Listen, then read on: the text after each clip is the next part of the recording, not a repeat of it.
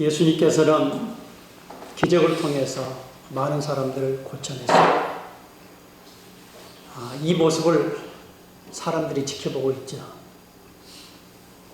예수님이 행하신 일들을 통해서 인기가 급상승하였죠. 사람들이 관심을 갖기 시작했어요. 그 가운데 또 다른 한 서기관이 지켜보고 예수님을 따르면 괜찮겠다. 나도 사람들의 관심을 가질 수 있겠다. 관심을 갖는 그러한 사람이 될 수 있겠다. 스포트라이트를 받는 사람이 될 수 있겠다 생각을 가졌던 것 같아요.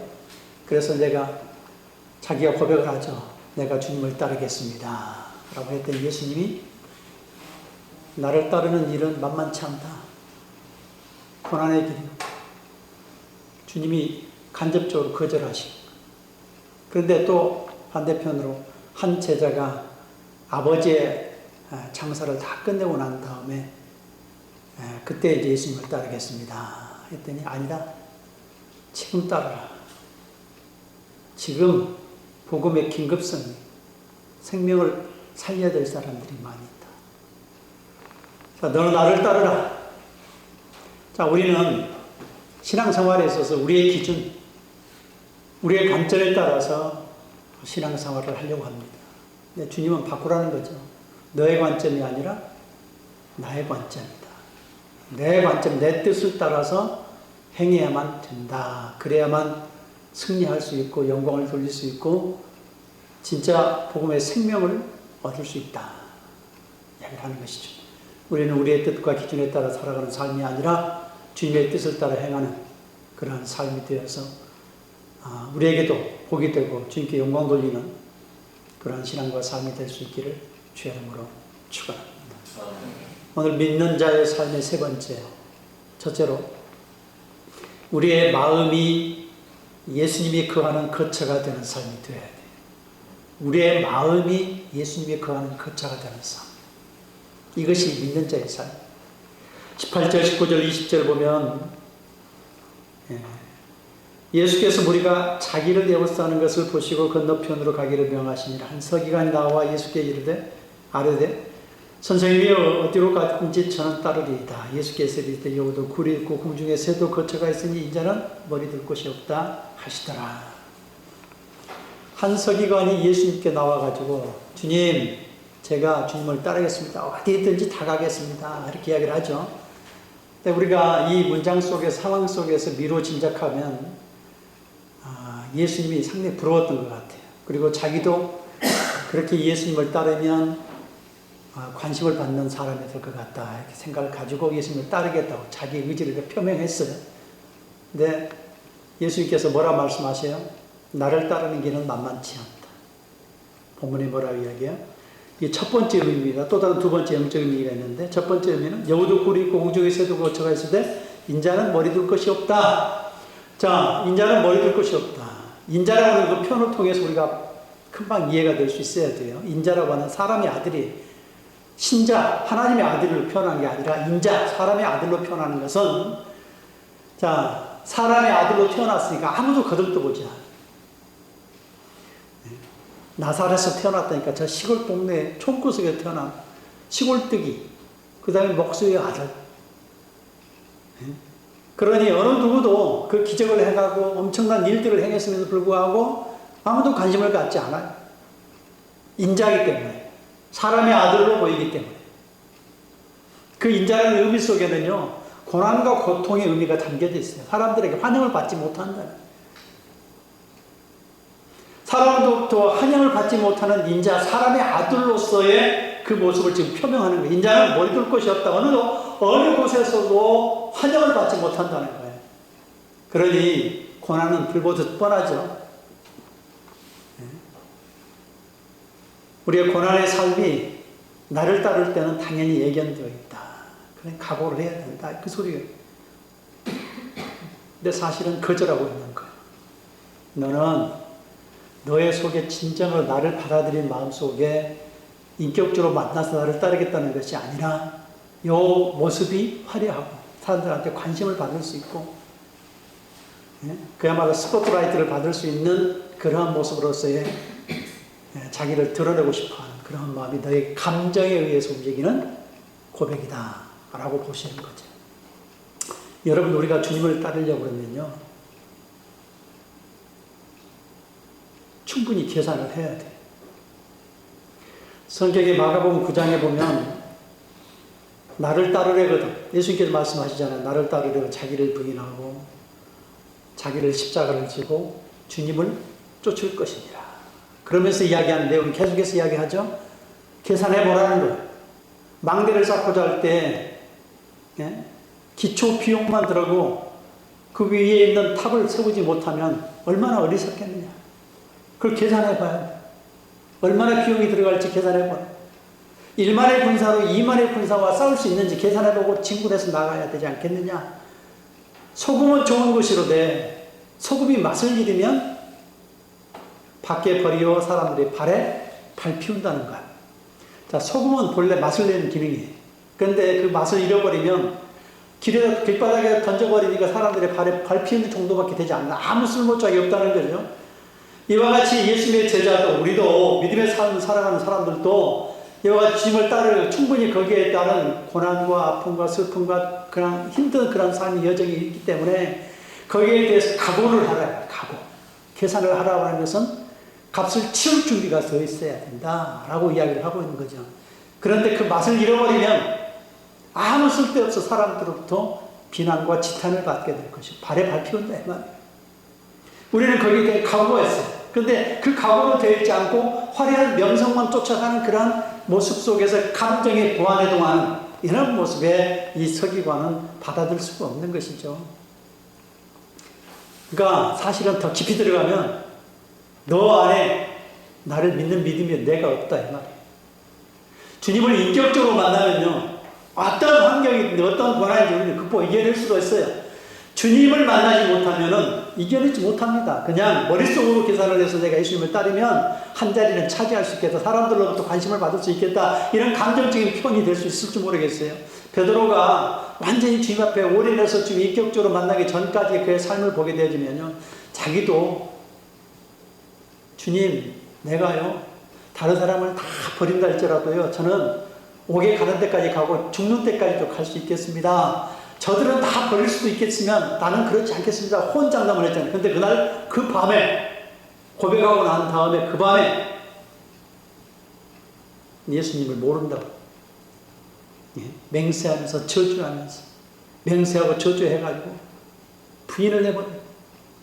3번이네요. 3번. 그러니까 한 번도 아니고 두 번도 아니고 3번이라고 하는 것은 완전한 부인이라 이 말이에요. 저주가서에서 예수님을 저주해버렸어요. 왜? 자기가 살기 위해서.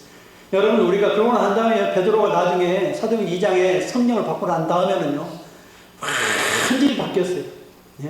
자기의 목숨을 내어놓는 사람이 되어버렸죠. 왜요? 그 안에 예수님이 파고 들어와서 인격적으로 이 속에서 역사하는 거예요. 그러니까 오늘 이 서기관이 머리로 계산해서 쫓아가는 감정적인 변화, 감정적인 움직임, 잠시 잠깐의 움직임, 주님을 다 보고 계시는 거예요. 그 속에 정말 인격적으로 주님을 만났다라고 그러면요, 그 속에서의 어떤 고난도 충분히 우리는 계산을 해보고 거기에 대한 값을 치를 희생할 준비가 되어 있는가, 그 다음에 거기에 대한 내가 예수님으로 말미암아 인격적으로 만났기 때문에 예수님을 통해서 극복을 이겨낼 수 있는, 고난을 감당할 수 있는 그러한 힘이 내면에서 나올 수 있기 때문에 가능하다. 그래서 사실은요, 이게 두 번째 영적인 의미는 인자는 머리 둘 곳이 없다라고 하는 것은 사람들의 마음속으로 들어가고 싶어 하는 거예요. 우리의 마음속으로. 거처는요, 카타스케요. 이거는 또 다른 말로 거처라는 말도 있지만 안식이라는 단어도 똑같은 단어예요. 사도행전 7장 48절에 보면은요, 한번 제가 펴서 이렇게 잠깐 보겠습니다. 여기에 읽어볼게요. 7장 46절부터 다윗이 하나님 앞에서 은혜를 받아 야곱의 집을 위해서 하나님의 처소를 준비해 달라고 했더니 솔로몬이 그를 위해 집을 지었어요. 다윗이 하나님의 처소를 막 지었게 해달라고. 하나님이 그 하신 우리의 눈으로 봐야 되지 않겠습니까? 하나님 영적인 하나님인데 하나님이 이 땅에 오셔서 계신 곳을 좀 보여달라는 개념인 거예요. 그래서 하나님의 처소를 자기 손으로 지켜달라고 그랬더니 다윗은 피를 흘렸기 때문에 그 아들 평화라고 하는, 평강이라고 하는, 즉 예수님을 이렇게 대변하고 예수님을 예표하는 솔로몬을 통해서 이 땅에 성전을 짓게 되는 것이죠. 그런데 그 집을 지었는데 48절에 그러나 지극히 높으신 이는 손으로 지은 곳에 계시지 아니하니. 아니 손으로 지은 이 성전에 주님께서 계셔야 되는데 그걸 보여달라고 하는 것인데 그렇게 아니라는 거죠. 손으로 지은 곳에 계시지 아니하니 선지자가 말한 바 주께서 이르시되 하늘은 나의 보좌에 땅은 나의 발등상이니 온 세계가 다 주님이 계신 곳인데, 예? 너희가 나를 위해서 무슨 집을 짓겠으며 나의 안식할 처소가 어디냐? 이 모든 것이 다 내 손으로 지은 것이 아니냐? 주님은 영적으로 우리의 마음속으로 들어오시고 안식할 처소가 어디냐? 건물로 보이는 그 처소가 진정한 처소가 아니라 이 말이에요. 주님은 그 속에 들어와 계셔요. 지성소 안에 들어와 계시는데 그 지성소가 어디냐? 우리의 마음이라는 거예요. 마음. 안식할 처소가. 그러니까 이 땅에 보이는 성전의 건물은 눈에 가시적으로 보여서 이스라엘 백성들에게 느끼게 하는 거예요. 그러니까 궁극적으로 어디냐면 우리의 마음속이라는 거예요. 마음속. 안식할 처소가 어디냐 그러잖아요. 그 안식할 처소 바로 우리의 마음속에 들어오는 거예요. 그 처가 바로 우리의 마음이. 주님이 우리의 마음속으로 들어오시고자 해요. 계시록 3장 20절에 볼지어다 문 밖에서도 두드러니 누구든지 내 음성을 두고 물으려면 내가 그에게로 들어가 더불어 먹고 그런 나로 더불어 먹으리라. 주님이 우리 안에 들어오시면 우리는 주님과 함께 더불어 사는 존재. 근데 어떻게 사느냐? 갈라디아 2장 2절 이야기하잖아요. 내가 그리스도와 함께 십자가 못 박혔나니 이제는 내가 사는 것이 오직 내 안에 그리스도께서 사시는, 내 안에 그리스도께서 사시는 거예요. 누가 살아요? 주님이 거처하고 계셔요. 그리고 그거 사는 방식이 믿음으로 사는 거예요. 자, 그러면 머리로 내가 주님을 따르겠다. 그러면 또 감정에 따라서 흔들면 도망가겠죠. 왜? 그는 하나의 지식에 불과하니까. 헛개비에 불과하는 거니까. 근데 그 속에 내면에 주님이 우리 안에 들어오셔서 주님이 계신다면 내 안에 있는 주님으로 말미암아 우리는 고난을 감당할 수 있다. 내가 아니라 주님이 이겨낼 수 있게 하신다 이 말이에요. 그러므로 우리의 마음이 예수님이 거하는 거처가 되어야 돼. 안식할 처소가 어디냐? 이야기하실 때 주님 내 마음속으로 들어오셔서 주님께서 내 안에 거하실 때 나는 주님께서 내 안에 거하심으로 말미암아 나를 감당하고 이겨낼 수 있습니다라고 하는 그러한 모습의 힘이 내 속에서 생기는 거예요. 그래서 진정한 거처는 우리의 마음이에요. 마음. 저와 여러분들의 마음속으로 주님은 들어오시기를 원하시죠. 나는 아멘이라고 받아들이고 그래서 주님이 내 안에 거하실 때 그것이 요한복음 15장 포도나무 피우고 아니에요. 너희가 내 안에 내 말로 주님이 거하시겠다는 거예요. 주의 영으로 거하시겠다. 요한복음 6장 63절에 이야기하는 것처럼 주의 말은 영의 생명이기 때문에 주님은 영으로 성령으로 또는 말씀으로 우리 안에 거하시는 거예요. 그게 포도나무는 줄기와 가지가 같이 붙어 있어요. 그래 열매가 맺는 것. 우리 안에 주님이 계시는 우리의 마음속에 들어와 계시기를 원하시는 그것이 우리 안에서 안식하시는 안식할 처소가 어디야? 이야기를 하잖아요. 주님 우리 마음속으로 들어오셔서 안식하시는 거예요. 그래서 안식일의 진정한 의미는요. 주님이 내 안에서 주님이 일하시는 날이에요. 주일은 내가 일하는 게 아니라 주님이 내 안에 들어오셔서 주님이 나를 대신해서 나를 일하시는 날. 그리고 삶 자체가 안식의 삶은 주님이 나를 통해 나를 이끌어 가시는 삶이 그 의미를 가지고 있다. 우리의 마음속에 예수님이 오는 삶을 통해서 주님의 인도를 받을 수 있는 저와 여러분이 될 수 있기를 주의 이름으로 축원합니다. 두 번째로 생명을 살리는 일에 우선을 두는 삶이 되라. 생명을 살리는 일에 우선순위. 21절 22절에 보면 제자 중 또 한 사람이 이르되 주여 내가 먼저 가서 내 아버지를 창사하게 허락하옵소서. 예수께서 이르시되 죽은 자들이 그들의 죽은 자들을 창사하게 하고 너는 나를 따르라 하시니라. 자, 제자 중 한 사람이 아까는 서기관이 그냥 부활했다는 감정적으로 따르겠다는 주님이 거절을 하셨잖아요.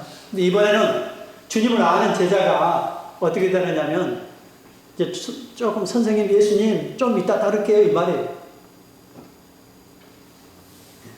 부친의 장사를 치르고 난 다음에 근데 그 부친의 장사라고 하는 것은 유대인 문화 속에서는 어떤 의미를 가지고 있느냐면 제5계명에 부모를 공경하라고 그랬으니까 그 문화가 그런 거예요. 부모가 다 돌아가실 때까지 같이 계시다가 효도하다가 돌아가시고 난 다음에 이제 부담이 없으니까 책임이 없으니까 그때 주님을 따르겠다 이 소리예요. 그러면 부모님이 돌아가실 때까지 나는 유보하겠다 이 소리예요.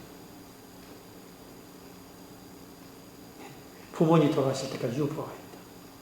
그 주님이 뭐라고? 지금 따르라. 명령하시는 명령법이 명령법. 너는 나를 따르갈 때 명령이에요. 여기. 명령법을 쓰고 있어요. 강하게 이야기를 하고 있는 거예요.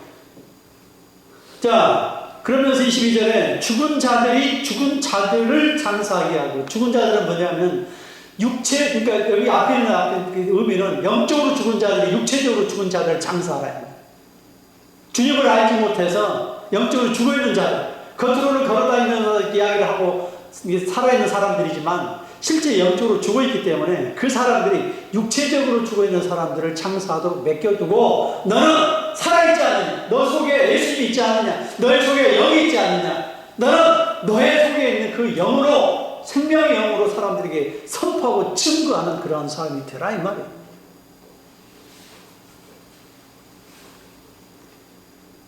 복음의 긴급성, 우선순위. 자, 지금 주님을 믿지 않고 죽으면 구원을 얻을 수가 없어요. 그러니까 너 속에 있는 그 생명이 지금 있으니, 제자인 사람에게 생명이 있으니 다 마치고 난 다음에 따르면 이미 듣고 죽어갈 사람들이 너무 많으니까 지금 죽어가는 사람을 향해서 복음을 선포함으로 말미암아 복음의 긴급성 우선순위를 두고 복음을 선포해서 구원을 얻게 하라. 근데 전제가, 예수님께서 말하는 전제가 너희 안에 생명이 있다. 네 안에 예수님의 생명이 있다. 이것을 지금 깔아놓고 이야기를 하고 있는 거예요. 여러분, 우리는요, 예수 믿으면 생명이 우리 안에 들어오면 생명책이 기록돼요.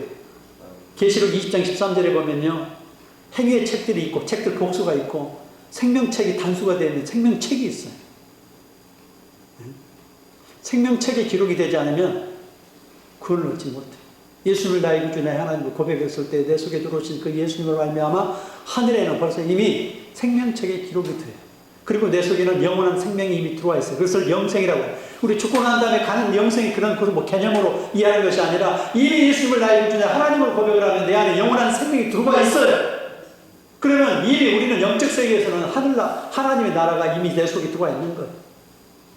영생이 들어와 있다. 영원한 생명이 그 속에 들어와 있다. 죽고 난 다음에 가는 세상으로서의 그 영생의 개념이 아니고 지금 내 안에 영원한 생명이 들어와 있다. 이게 약자가 영생이, 영원한 생명이 내 속에 이미 간직되어 있단 말이에요. 우리의 소속은 어디예요? 하나님, 하늘 소속이에요. 그래서 에베소 이야기할 때 하나님 우편에 앉아 계실 때 우리가 함께 죽고 함께 일으킴을 받고 함께 부활해서 함께 하나님 우편에 앉아 있다라고 하는 그 의미가 영적으로는 지금 물질적인 세계 속에서는 우리가 이렇게 살아가지만 영적 세계에서는 그 영원한 생명에 의해서 주님과 함께 있는 것. 그게 에베소 2장 5절 이하이네요. 영적 세계에서. 생명책에 기록. 자, 그러면 생명책에 기록되지 않은 사람, 이 서기관처럼 그냥 자기 생각을 따라서 해서 거절을 했지만, 자, 제자는 지금 안에 생명이 들어있으니 너는 너가 가서 그 생명을 선포하고 증거할 때 그 생명을, 복음을 증거할 수 있기 때문에 그렇다라고 하는 것을 알 수 있습니다. 여러분, 우리가 소리하고 복음하고는 차원이 달라요. 하나님 말씀을 말할 수 있어요. 이거는 소리로서 말할 수 있어요. 복음은 생명을 말하는 사람이 도와야 돼요. 자, 세상 사람들이 이 성경을 이용한다고 해서 그게 생명의 말씀이냐? 아니에요. 글자를 가지고 이용한다고 해서 이게 생명이 아니라고요. 소리라고요, 요 소리. 그래서 귀신 이야기하잖아요. 마가복음 5장에 보면, 5장 7절에도 마가복음 5장에 보면, 그래서 군대 귀신이 들린 사람이 어마어마한 군대 귀신이 들렸잖아요. 돼지 때 2,000마리 넘게 들어갔다라고 해서 군대 귀신이 어마어마한 힘을 가지고. 근데 뭐라고 이야기해요? 지극히 높으신 하나님의 아들 예수여, 당신이 나와 무슨 상관이 있기에 나를 괴롭히려고 이렇게 찾아봤으니까 지극히 높으신 하나님의 아들. 그러면 이 말은 틀리는 말이에요. 맞는 말이에요. 이게 다 성경을 이야기하는, 야, 대단한 분이라고 이야기를 하는데 그 예수님에 대해서 귀신이 뭐라고 이야기해요? 귀신 들린 자가 귀신 이야기하는 거잖아요. 귀신이 뭐라고 이야기해요? 지극히 높으신 하나님의 아들 예수. 그걸 복음이 아닌 사람들한테, 자, 지극히 높으신 하나님의 예수야, 너 믿어, 이렇게 말을 했을 때 그게 소리지 복음이 될 수 있느냐? 아니.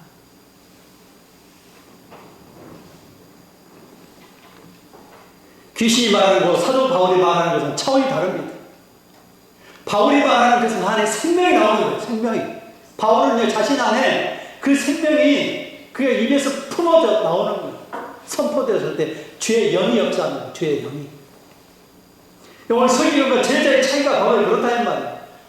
서기관은 그냥 소리일 수 있지만 오늘 이 제자는 그 안에 주님이 지금 복음을 선포하라고 하실 때는 그 속에 생명이 있다라고 하는 걸 전제하고 이야기를 하시는 거라.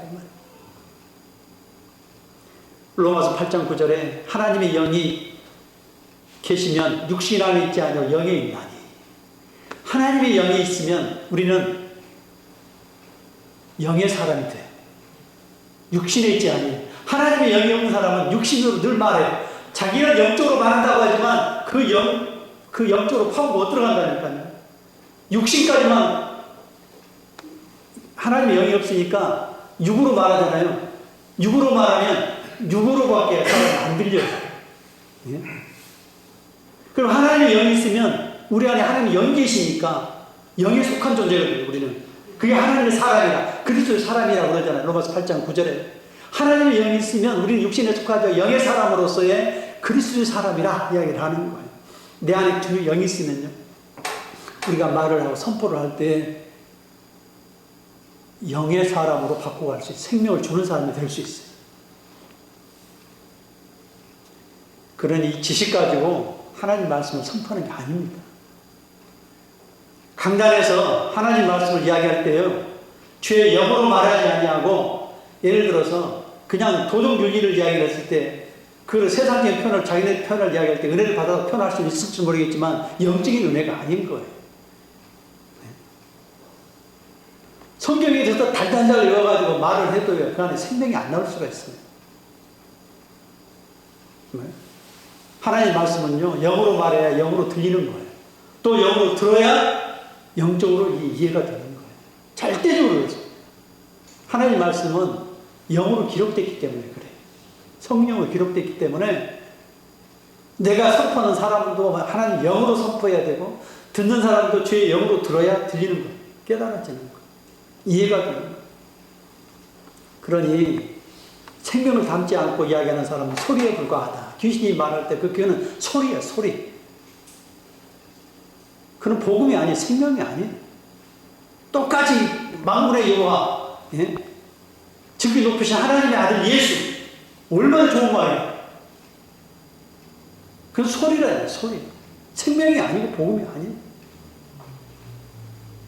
우리 안에는 주님의 영이 있어요. 그럼 우리는 주님의 사람이에요. 그리스도의 사람이에요. 이제는 육신에 속하지 아니했어요. 영에 속해 있다 이 말이에요. 영에 속한 자로서 그리스도 영으로, 예수 그리스도 영으로 선포하고 생명을 살려나갈 수 있는 저와 여러분 될 수 있기를 주의 이름으로 축원합니다. 세 번째로 예수님을 의지해서 믿음으로 승리하는 삶이 돼. 예수님을 의지해서 믿음으로 승리하는 삶. 23절, 27절까지 배 오름에 제자들이 따랐더니 바다에 큰 놀이 일어나며 배가 물결에 덮게 되었으니 그 예수께서는 주무시는지라. 제자들이 나와 깨며 이르되 주여 구원하소서, 우리가 죽겠나이다. 예수께서 이르시되 어찌하여 무서워하느냐. 믿음이 적은 자들아 하시고 곧 일어나 바람과 바다를 꾸짖으시니 아주 잔잔하게 되거늘 그 사람들이 놀랍게 여겨 이르되 이가 어떠한 사람이기에 바람과 바다도 순종하는가 하더라. 자, 제자들과 함께 예수님 한 배를 탔어요. 그리고 갈릴리 바다 호수를 건넙니다. 호수가 너무 넓어서 바다로 표현하는 거예요. 자, 바다를 건너는데 갑자기 풍랑이 일어나고 그 풍랑 속에서의 주님을 의지하고 주님을 의지함으로 말미암아 목적지까지 도달하게 돼요. 이거 교훈이지. 인생의 바다예요. 인생의 바다. 세상의 바다를 건널 때 우리는 주님을 의지할 때 승리할 수 있다라고 하는 교훈을 주고자 하는 것이죠. 자, 이 바다는 계시록 13장에 보면은요, 바다에서 올라온 짐승이 있어요. 세상을 의미해요, 세상. 바다는 세상이에요, 세상. 하나님의 삼위일체가 있잖아요. 성부, 성자, 성령이 있듯이 사단도 사단의 삼위일체 흉내를 내요. 그게 계시록 12장 13장에 다 나오죠. 거기에 보면 계시록 12장의 용은 사단의 가장 머리, 우두머리 사탄이, 그 다음에 13장에 나오는 바다에서 나오는 짐승이 있어요. 예수님과 같은 아들, 예수님 역할을 죽었다가, 머리가 죽었다가 살아나는, 그리고 용이 모든 권세를 다 그 짐승에게 주어요. 엄청난 일들을 행하죠. 그래서 믿는 자들을 괴롭히고 대적하고, 그러니까 적그리스도도 적그리스도. 세상이라고 하는 이 세상의 바닷속에 우리가 물고기라고 그러잖아요. 물고기를 상징하잖아요. 예? 물고기가 헤엄쳐 다닐 때 세상이라는 이 바닷속에서 우리를 계속 삼킨다고. 근데 그 속에 누가 역사를 하냐. 그러니까 유대인들이 바다를 건널 때 두려움이 앞서는 거예요. 양이라고, 양신이 사단이 오니까 양신, 이거를 메소포타미아 문명 속에서는 뭐라고 표현하냐면 티아맛이라고 해요. 티아맛. 바닷속에 뭐가 사느냐? 티아맛이 산다는 거예요. 거대한 리오야단, 그러니까 성경 언어로 표현하면 양 또는 리오야단, 엘리게이터, 즉 악어 또는 용, 다른 말을 표현할 때 그 용을 표현하는데 엘리게이터, 거대한 그러니까 때로는 뭐 고래도 표현하고 거대한 존재, 바다에서 우리의 힘을 발휘해서 뒤집어 놓을 수 있는 그런 힘을 가진 존재. 그 양신, 메소포타미아 티아마, 그리스에서는 포세이돈, 바다의 신 포세이돈, 그 다음에 로마 시대에서는 넵툰신, 바다의 신. 다 다르게 부르지만 바닷속에 역사하는 존재가 있다는 거예요. 힘을 발휘하는 존재. 양신 또는 리오야다. 여기서 리오야다 나오잖아요. 영국에서는 이제 나중에 넘어가면 리바이어던이라고 하는 그 책이 나오죠. 예, 거대한 존재, 힘을 발휘하는 존재. 자, 인생의 바다에서 우리는 어떻게 살아갈 것인가, 어떻게 극복해야 될 것이냐. 우리가 우리 힘으로 이길 수가 없기 때문에 그 풍랑을 일으켜서 우리를 뒤집어 놓으려고 그럴 때 우리 안에 함께 계신 예수님이 있다는 것, 배 안에 계신 주님이 있다는 것, 우리의 마음속에 계신 주님이 있다는 것, 함께 인생의 여정 가운데 동행하고 계시는 주님이 우리의 마음속에 있다 이 말, 한 배 안에 있다 이 말. 그럴 때 그 주님을 의지해. 무서워하지 말라, 두려워하지 말라. 우리는 그 환경을 보고 막 두려워하잖아요. 풍랑이 엄청나게 일어날 때 우리는 그걸 보고 두려워해요. 근데 우리 안에 누가 있어요? 예수님이 한 배를 타고 계시는 거예요. 그때 그 주님을 의지하고 주님 앞에 부르짖고 주의 도심을 건널 때 예수님이 잠잠케 하십니다. 누가 잠잠케 하셔요? 예수님이 잠잠케 하십니다. 내 안에 계신 예수님이 잠잠케 하시는 거예요. 나와 함께 동행하시는 주님이 잠잠케 하시는 거예요. 나는 그 환경에 휘둘리지 말고 내 안에 계신 나와 함께 동행하신 주님을 의지함으로 말미암아 두려워하지 말고, 오늘 무섭다고 그랬잖아요. 믿음이 적은 자들아 무엇을 무서워하느냐, 어찌하여 무서워하느냐. 믿음이 적은 자들아 내가 있지 않느냐, 내가 너와 함께 하지 않느냐, 내가 너의 안에 들어와 있지 않느냐. 주님을 의지해서 우리는 인생의 바다를, 인생의 길을, 우리 인생의 여정을 살아갈 수 있다라고 하는 거예요. 하나님의 나라는 이미 우리의 마음속에 와 계셔요. 들어와 계셔요. 누가복음 17장 21절에 보면 하나님의 나라는 여기 있다 저기 있다 할 것이 아니라 바로 너희 안에 있느니라. 그 너희 안에 있다라고 하는 것은 제자들 입장에서 보면은 지금 주님이 여기와 서 계신 거고, 우리 가운데 계신 거고, 또 하나의 의미는 뭐예요? 우리 마음속에 들어와 계신, 영적으로 와 계시는 것. 우리 안에 계십니다. 지금 예수님과 같이 살고 때는 주님이 지금 눈앞에 보이는 와 계신 거고, 그걸 어머으로 표현하는 거, 영어로 표현할 때 우리 가운데 계시는 거고, 그 다음에 이제 또 하나의 의미는 영적으로 보면 주의 성령이 우리 안에, 주 예수님이 우리 안에 영으로 들어와요. within을 우리 안에 들어와 계시는, 우리 안에 속으로 들어와 계시는, 그게 하나님의 나라예요. 그러니까 하나님의 나라는 여기 있다 저기 있다 하는 것이 아니라 이미 주님 와 있지 않느냐 봐라. 또 하나는 뭐예요? 네 마음속에 들어와 있다. 하나님의 나라가 이미 여기 와 있다. 자신 안에 계신 예수님을 의지해서 인생의 바다를 헤쳐나가고 건너고 승리하는 저와 여러분이 될 수 있기를 주의 이름으로 축원합니다.